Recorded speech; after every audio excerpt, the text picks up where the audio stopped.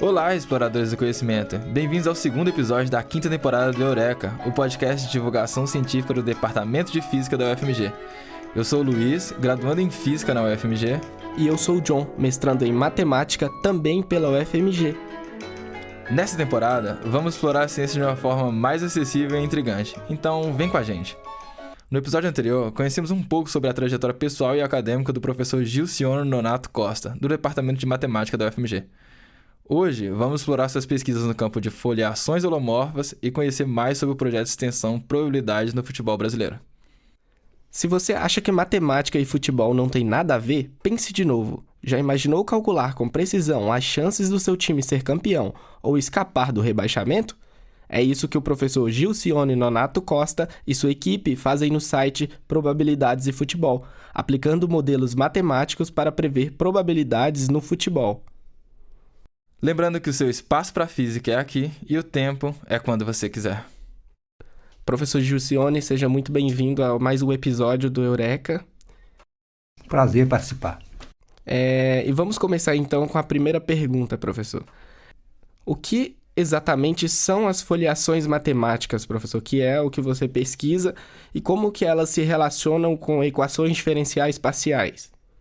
Na verdade é o seguinte, né? Para você entender o que é uma foliação, você pode pensar em um livro que tem volume, ou um caderno que tem volume, e você divide esse livro ou caderno em folhas, que basicamente possui área. Então esse processo é chamado de foliação. Dessa forma, então, quando você tem uma variedade de dimensão 3, seu espaço, você pode dividir esse espaço como se fosse camadas, como se fosse uma cebola, por exemplo. Então, cada casca dessa cebola seria uma folha. Então, você divide o seu espaço em esferas. Então, cada esfera seria uma folha. Daí o nome foliação, lembrando, com um livro com folhas. E nós estudamos ali as propriedades dessa distribuição, dessa decomposição da variedade em subvariedade de dimensão menor. E essas equações, obviamente, a gente tem equações diferenciais parciais para definir essas folhas, ou mesmo campos de vetores, que são as órbitas de partículas, que você divide o espaço em trajetórias de cada partícula. Então, esse é o princípio da foliação. E de que maneira esse estudo se conecta com outras áreas?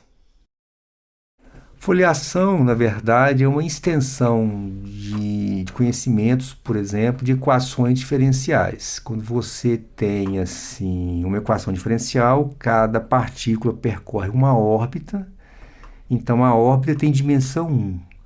Mas, então, quando você pega esse mesmo conceito, mas você vai dividir o seu espaço não mais em curvas, mas em superfícies, então você estende esse conceito de campo de vetores, que equações diferenciais, no caso, ordinárias.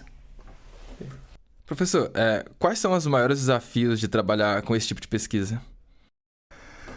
É sempre um desafio importante, porque, em geral, no meu caso, que é complexo, você sempre trabalha com pelo menos em dimensão 4. Real. Então, qual a questão? Você não consegue imaginar as coisas. Tem que imaginar mesmo como se fosse em R3, para você estender para uma coisa em dimensão 4, dimensão 6, dimensão 8. Então, essa que é a grande dificuldade. E, além disso, todos os meus trabalhos científicos, eu sempre trabalhei com foliações, com campo de vetores que possuem singularidades não isoladas. Você pode pensar assim na gama de pesquisa dessa área de foliações holomorfas, quase que a totalidade dos trabalhos são de foliações com singularidades isoladas, que seria somente pontos. Eu trabalho com uma coisa muito mais difícil, muito mais rara de fazer, que é considerar singularidades não isoladas. Então, às vezes, assim, qual que é a dificuldade? Porque as técnicas, em geral, não se aplicam para esse caso. Então, você tem que adaptar as técnicas, então os resultados são muito mais escassos. E como que está o seu grupo de pesquisa lá na UFMG? Quais os professores que pesquisam também sobre foliações? Então, é o importante hoje em dia, durante boa parte da minha vida eu trabalhei sozinho, né, nos meus problemas, mas é muito importante ter uma equipe de colaboradores. Então, nós temos o professor Arturo e o professor Rogério Mal, e também o professor Miguel Arnulfo. Nós temos 4 professores, somos nós 4, nós trabalhamos nessa área de foliações. Além disso, temos o professor André Cotiero também, que também tem interseção na área. O professor Fábio Brocheiro, ele começou nessa área de foliações com o professor Camacho. Atualmente ele tem outra linha de pesquisa, mas ele começou também em foliações. Então são esses nossos grupos de professores que me lembro aqui que trabalham com foliações holomorfas. Professor, que conselho você daria para quem quer entrar de fato na pesquisa acadêmica? Bom, o conselho que eu sempre falo é que as pessoas devem entender que para você pesquisar matemática, o problema tem que ser relevante. Às vezes é isso, tem que ter relevância o problema, e às vezes a pessoa tem que saber que para você provar alguma coisa que é inédita, você tem que saber que é muito difícil provar coisas inéditas na matemática. Então é muito comum a pessoa, às vezes, existem vários problemas matemáticos que já foram resolvidos. Por exemplo, o problema da trissecção de um ângulo. Pegar um ângulo, dividi-lo em 3 partes com régua e compasso, a régua sem marcação. Esse problema é impossível, foi provado ser impossível. Mas muita gente até hoje tenta provar esse resultado. Então, a grande coisa, a questão é se informar para a pessoa aprender, dedicar a problemas que são relevantes e que pode te proporcionar bons resultados. Então, o importante é saber que para você pesquisar matemática é muito difícil, o trabalho é árduo e às vezes pode demorar 2, 3, 4, 5 anos para você provar alguma coisa que seja relevante e seja importante. Mas é importante você saber se comunicar, conversar com as pessoas que já estudaram o problema. E é muito comum, às vezes, uma pessoa que é um matemático amador, ele estuda alguma coisa, ele vai no cartório e registra o que ele provou. É muito comum isso. É a falta da informação. Então, quando uma pessoa descobre alguma coisa inédita em matemática, ele deveria conversar com uma pessoa em matemática mais aprofundada, escrever um artigo e submeter a alguma revista. Esse é o procedimento padrão. Então, eu sempre indico, falo o seguinte: para você fazer isso, tem que gostar muito e saber que é um trabalho muito árduo, mas que é gratificante quando você obter um resultado relevante. Perfeito. Como eu tinha falado, o professor Gilcione, ele faz parte do site Probabilidade e Futebol. Ele aplica modelos matemáticos para prever probabilidades dentro do futebol. Então vamos entender melhor sobre essa história. Começando com a primeira pergunta, professor Gilcione. Quando que foi criado esse site e como que surgiu a ideia de usar a matemática para analisar jogos no futebol?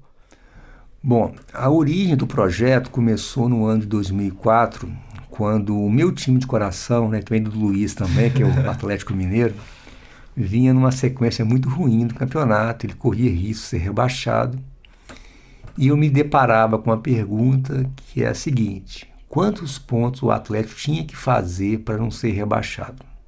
E eu me deparei com esse problema, conversei com os meus colegas do departamento, que também gostam de futebol, que eram o professor Bernardo Lima, que é atleticano, o professor Renato Vidal, que é são paulino, cujo pai é conselheiro do São Paulo.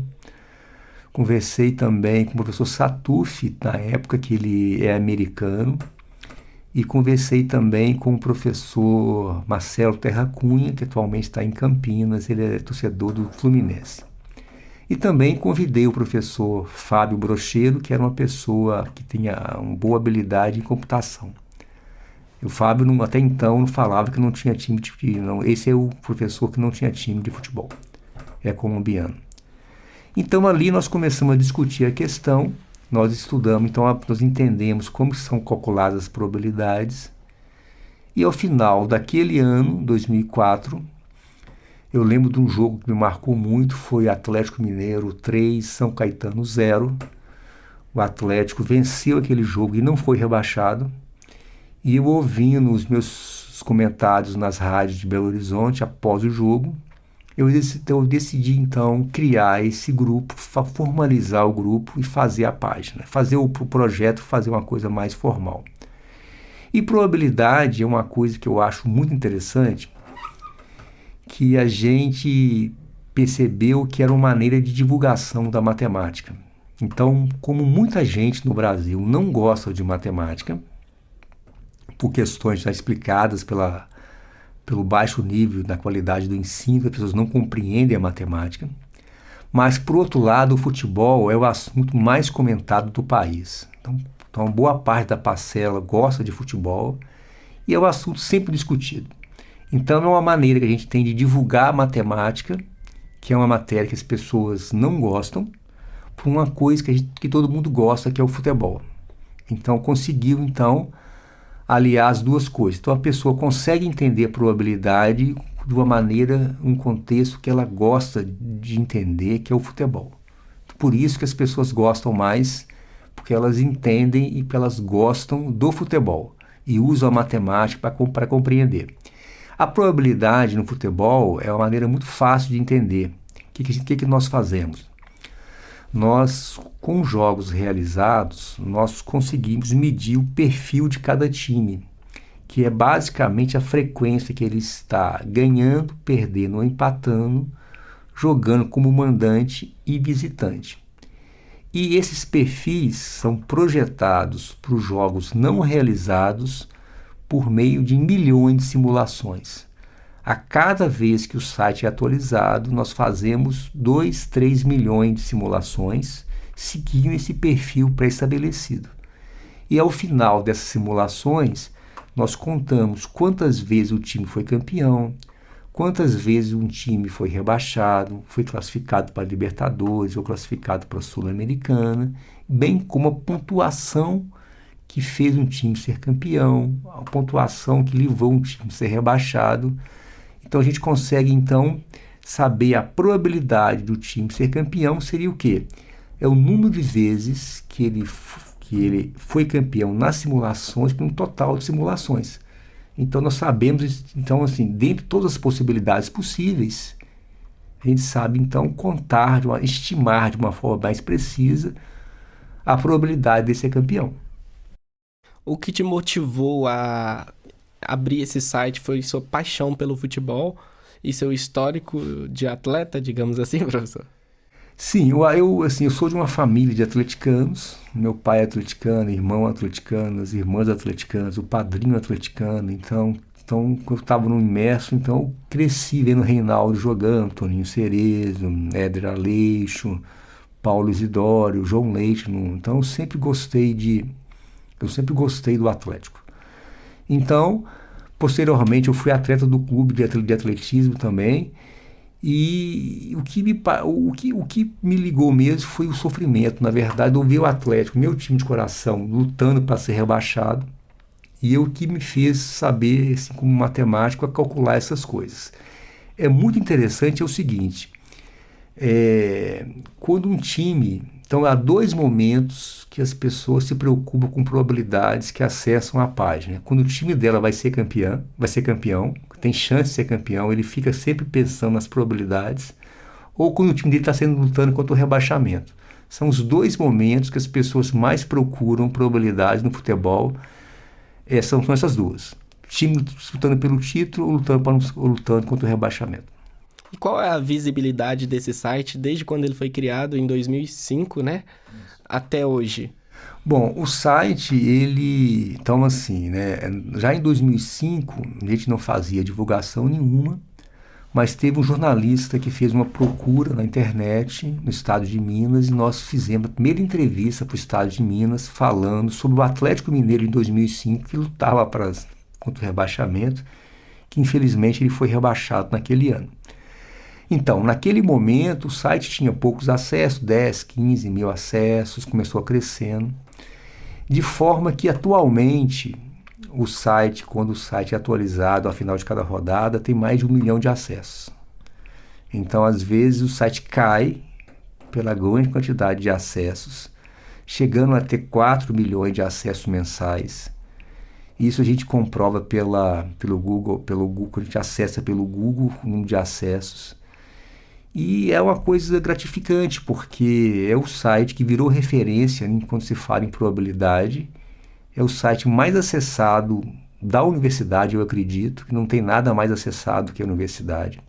Tanto é que a universidade separou somente um servidor para o site, porque o dado número de acessos é tão grande, 4 milhões de pessoas acessando. Então, eu lembro quando o Atlético foi campeão em 2021, o site ele caía a todo momento, porque era tanto acesso. O Atlético jogava, o site é atualizado de maneira instantânea. Então, por exemplo, joga uma partida de futebol. Dá, por exemplo, aos 48 minutos do segundo tempo.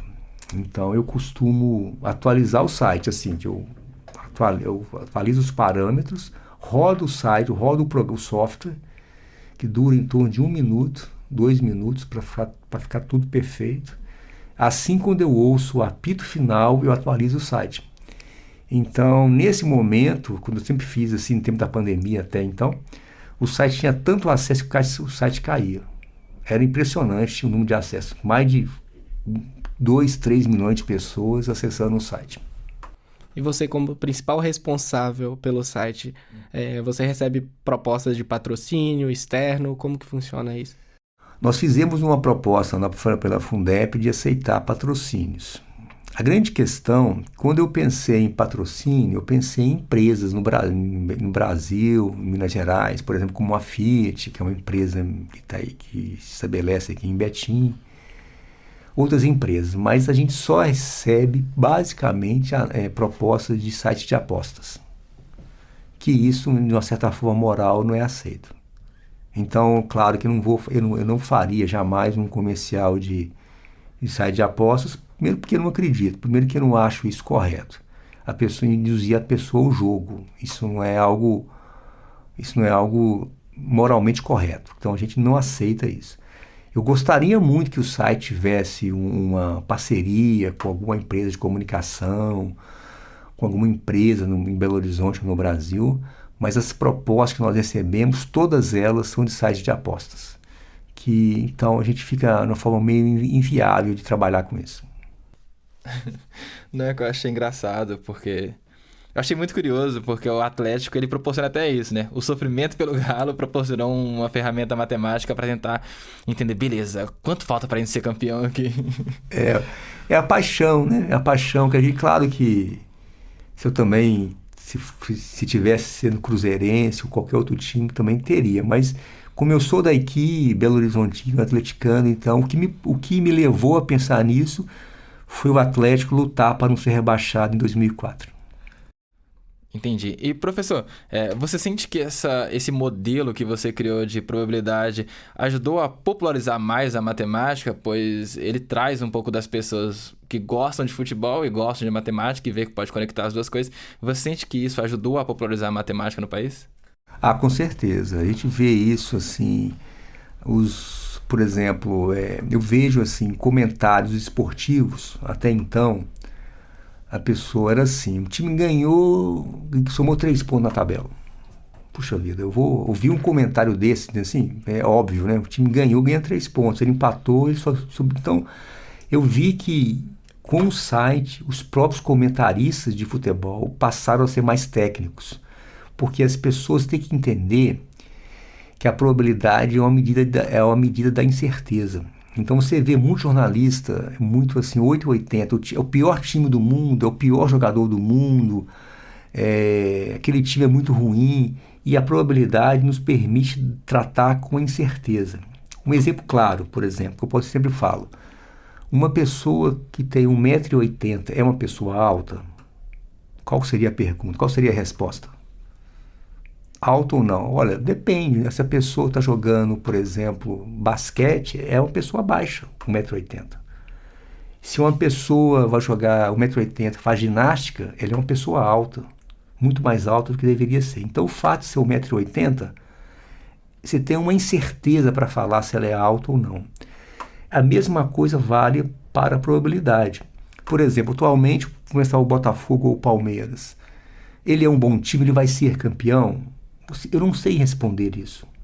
Eu não sei responder se ele vai ser ou não campeão, mas analisando esse processo, eu posso dizer que ele teria 90% de chance de ser campeão se mantiver essa tendência. Então, quando eu falo que uma pessoa é 1,80 m, ela seria, então, 95% alta. Ou seja, para 95% das situações, aquela pessoa seria alta. Mas para 5% ela seria baixa. Então, a sua opinião, ela tem a incerteza, ela não é absoluta. E a probabilidade retrata isso. Daí a importância do projeto, que ele coloca a opinião das pessoas, não como verdades absolutas. Isso é importante mesmo. Você falou que os seus resultados dentro do site Probabilidades e Futebol é utilizado por jornalistas no Brasil. A mídia tem te procurado para poder tirar dúvidas sobre probabilidade de determinados jogos? A mídia tem feito isso lá no departamento de matemática? Sim, o nosso projeto ele é sempre consultado por diversas rádios, diversas emissoras. Por exemplo, o jornal O Globo tem um mecanismo que chama Bola de Cristal. Eles nos consultam regularmente. E semanalmente eu faço 2, 3 entrevistas para diversos meios de comunicação, falando de probabilidade não só no futebol, às vezes também no futebol brasileiro, na Copa Libertadores, na Copa do Brasil, campeonatos estaduais. Sempre isso é possível, sabe? Sempre a gente é comunicado e é um site assim. Se você chegar a fazer assim no Google uma pesquisa simples, escrever o FMG no Google, aparece milhões de sites, vários sites, reportagens, artigos que falam da universidade. Se você fala futebol, o FMG no Google, talvez assim 20% do que aparece total, 20% do que é divulgado na universidade é devido a esse projeto. É o mais divulgado que tem. Por quê? Ele fala de uma coisa que as pessoas gostam, que é o futebol. Ele trata o futebol de uma maneira que a pessoa entende que aquilo é sério, é respeitado. É claro que eu sou atleticano, obviamente, não nego isso a ninguém. No entanto, o site ele não tem partido. Ele não tem um partido, não tem um time. Ele fala as coisas do site de acordo com o que foi feito e estudado. Então as pessoas, embora assim, de diversos clubes, elas acessam o site e, em geral, entendem aquilo como um estudo. Então, dificilmente eu vejo, eu recebo mensagem de pessoas me xingando, que é normal na internet. Então, as pessoas têm um respeito, sabem que é uma opinião, um trabalho sério e que não tem essa paixão por nenhum time. Perfeito, professor. E caminhando para o encerramento desse nosso segundo episódio, eu tenho ainda mais alguma pergunta. Trabalhar nesse site, nesse projeto de extensão, é possível para estudantes participarem? Se não, por que não?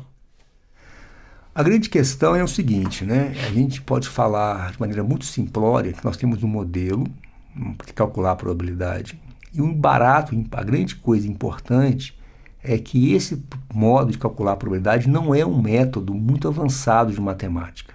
Não é algo muito sofisticado, é muito rústico, é muito simples. É chamado método de Monte Carlo. Nós fazemos simulações.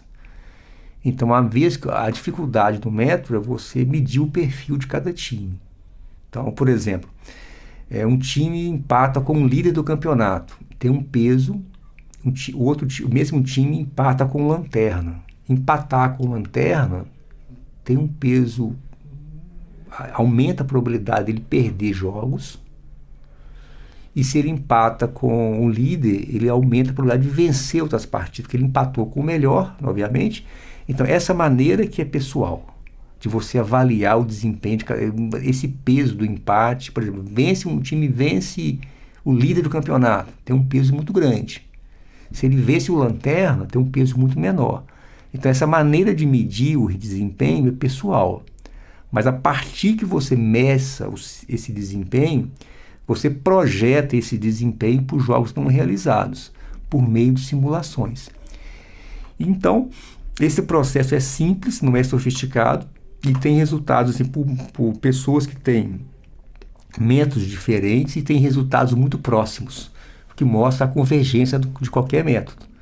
Então, isso é importante. E então, qualquer aluno tem condições, sim, de estudar e entender isso, porque não é muito sofisticado. É muito rústico até, então. Então, isso é acessível. É claro que ele pode usar outros métodos estatísticos que seriam mais técnicos, mas os resultados são muito parecidos. Professor, a gente já viu no futebol brasileiro acontecendo algumas anomalias, né? Por exemplo, o São Paulo perdendo o título alguns anos atrás, o Botafogo perdendo o título recentemente.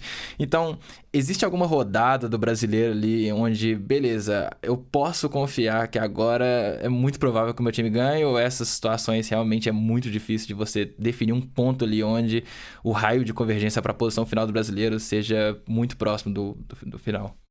Bom, então, em todos esses anos, eu vou mencionar alguns eventos que foram surpreendentes. Um deles foi em 2009, onde o Flamengo tinha uma pouquíssima probabilidade de ser campeão. O Palmeiras e o Atlético brigavam pelo título. E também o Fluminense tinha 99% de chance de ser rebaixado e se livrou do rebaixamento. É uma coisa bem interessante.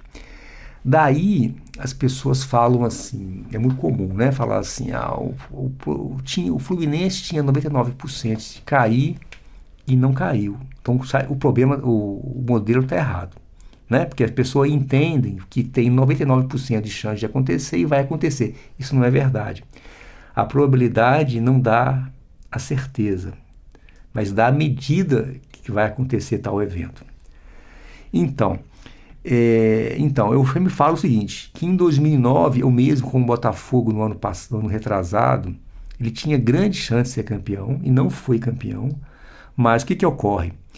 É que as pessoas, posso dizer em 2009, já diziam que o Fluminense estava rebaixado. Já diziam, as pessoas falavam, porque já caiu. A matemática era a única que falava que não, tinha 1% de chance de se salvar. A mesma coisa vale para o Botafogo. O Botafogo tinha uma grande chance de campeão, mas ele podia não ser campeão. Se ele, então, o Botafogo em 2023, ele terminou o primeiro turno com 47 pontos, com 13 a mais que o Grêmio, que era o vice-líder, tinha 34. Se o Botafogo tivesse feito 20 pontos no segundo turno, ele chegaria a 67 e praticamente seria campeão na rodada 28 do campeonato. Mas ele fez um desempenho muito aquém no segundo turno e perdeu o título. Dessa forma, eu entendo o seguinte, quando você vê a probabilidade, você tem que entender o que você quer medir. Então, no caso do Fluminense, se ele tinha 99% de chance de ser rebaixado, ele, Fluminense, tinha que acreditar no 1%. Ele tem que acreditar que eu tenho uma chance se eu começar a vencer. Então, o Fluminense, naquele ano, em 7 jogos finais, ele venceu 6. E empatou um final com o Curitiba. E eles terminaram com 46 pontos. O Curitiba foi rebaixado e ele se salvou por número de vitórias. Então, a mesma coisa vale para o Botafogo. Se o Botafogo tivesse feito o mínimo decente no segundo turno, ele seria campeão. Mas ele não fez. Então ele deveria, sim, se ele mantivesse aquele desempenho por mais 10 rodadas, ele já podia ser campeão na rodada 28. Mas ele não foi. Então, a probabilidade não é a certeza, mas é a medida que pode acontecer. Não deve confundir as coisas. Por exemplo, assim, um exemplo clássico. A probabilidade de uma pessoa jogar na Mega Sena com uma aposta simples e acertar o prêmio principal é em 1 em 50 milhões. Então quer dizer, se ela jogar, ela vai perder ou vai ganhar? Você não sabe, ela pode ganhar. Mas o que a probabilidade fala? Se ela jogar constantemente, uma rodada simples, um jogo simples, ela vai ganhar em média uma vez a cada 50 milhões de apostas. Ou seja, se um ano ela jogar 100 vezes, ela ganharia uma vez a cada 500 mil anos. Então, eu garanto para você, se ela vivesse uma pessoa vivesse 1 milhão de anos, ela ganharia, talvez, em média, 2 vezes na Mega Sena, se jogasse todas as vezes. Mas isso não é possível. Para o aluno que quer pesquisar, que quer entender sobre probabilidades, que conselho que você dá para ele ingressar nesse ramo? O conselho simples é começar a ler os artigos. Ele vai entender como se calcula, como se mede essas probabilidades. E claro, qualquer aluno que queira participar do projeto, inicialmente ele vai fazer isso. Ele me procura, obviamente, eu forneço para eles os artigos básicos, que são artigos de divulgação científica, acessível, escrito com a intenção de divulgar a matemática, ou seja, qualquer pessoa com um pequeno conhecimento em matemática, ele vai conseguir entender, com um pouco de esforço até então, né? Ele vai entender como se calcula as coisas. Então, nós nesse projeto temos 4 artigos de divulgação, que nós divulgamos essas probabilidades de forma acessível a uma boa parte da população que entenda, tem os conceitos básicos de matemática. Então, quando um aluno, por exemplo, ele vai para essa área, esse é o caminho, estudar os artigos, aprender como se calcula, e isso é aberto. Então, quando um aluno me pergunta se ele quer participar, eu sempre proponho isso. Ler os artigos e depois ele mesmo propor um modelo para ele. Como medir o desempenho de cada time e também em outros esportes que eu também me preocupo, como o voleibol, como o basquete. O basquete é interessante, o voleibol também, porque quando você pega 2 equipes que são muito diferentes tecnicamente, a partida é 3-0. Então, E por que o futebol ocorre essa coisa de ser imprevisível? Qual que é o motivo? O motivo é que o gol no futebol é um evento raro. Então, as partidas no futebol é 0-0, é 1-0, 2-1. Então, se há 2 times, um muito melhor que o outro, mas aquele time melhor cometeu uma falha, por exemplo, um erro de arbitragem, o zagueiro falhou, o goleiro falhou, e aquele time que é inferior tecnicamente faz 1-0. A probabilidade de ganhar a partida é muito grande, porque o gol é muito raro. Então, o time menor, ele fecha a partida e não tem mais jogo. Então, ele ganha de 1-0 pelo fato daquele gol ser um evento raro. Mas quando você vai no basquete, se um time faz uma cesta na sorte, ou um time erra, aquilo vale 3 pontos, ou vale 2 pontos, ou até 1 ponto, um lance livre. Mas aquela cesta não faz diferença no resultado final, porque um time para ganhar tem que fazer 100 pontos, tem que fazer 120 pontos. Um time do vôlei tem que vencer 3 sets. Então uma falha não é significativa no resultado, mas no futebol é. Uma falha no futebol significa uma derrota, às vezes até o título. O jogador fez uma falha que deu o título para o adversário. Então, o futebol tem essa variância, né? Então, nos casos, os modelos de voleibol, de basquetebol, os modelos já sabem quem vai ganhar. Então, você dá a probabilidade de ganhar de 10 pontos de diferença, de 30 pontos de diferença, porque isso que é importante, porque ninguém vai apostar, já se sabe de antemão que aquela equipe vai vencer, só não sabe de quanto. Então você tem que saber medir o que você quer para cada esporte. E com isso, a gente encerra mais um episódio do Eureka. Se curtiu, compartilhe com aquele amigo que adora ciência, números e boa história. Nos vemos no próximo episódio. Professor Gilcione, muito obrigado pela sua participação no 2º episódio. Muito obrigado pelo convite, tá? Agatha, John e Luiz. Muito obrigado. Fique ligado no nosso Instagram, onde você pode saber de antemão quem serão os próximos convidados e deixar suas perguntas para fazermos aqui. Este podcast é um projeto de extensão do Departamento de Física da UFMG, orientado pelo professor e pós-doutor Bruce Veiga e pela bibliotecária-chefe Gislene Rodrigues. Roteiro escrito por Caroline Leite, Agatha Canabrava, Wallace Silva, John Carvalho, Júlia Manata e Luísa Henrique. Gravado no Laboratório de Experimentações Sonoras da Fafiche.